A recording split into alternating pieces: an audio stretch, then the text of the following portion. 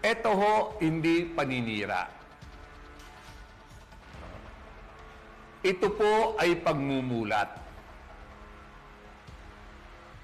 Ikaw, Nay, sa gabing ito, nakakain ba lahat ng anak mo? Ikaw, Tay, may pamasahe ka ba para pagpasok sa trabaho bukas?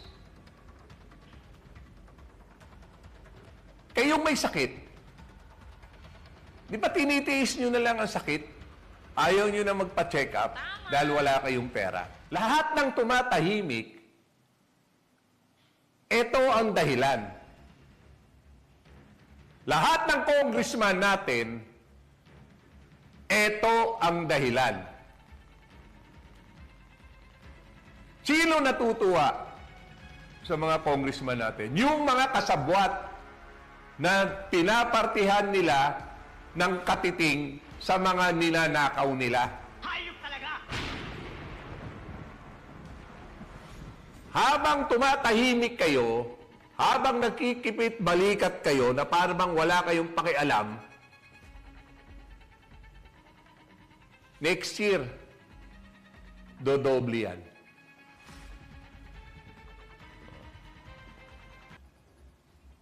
Eto na ang katotohanan. Nasa inyo na. Kung gusto nyong mahintuto, kung gusto nyong hindi na maulit to, tumindig naman kayo para sa bayan. Ilang bata, ilang nanay, kanina lang. Merong batang mag-asawa. Dahil walang puhunan, gustong magtinda lang ng kwek-kwek at fishball, binenta yung anak nila ng 27,000 lang.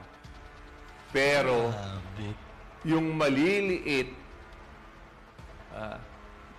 na nakakagawa ng krimen, huli agad. Pero itong mga ito, nire-rate na ang bayan.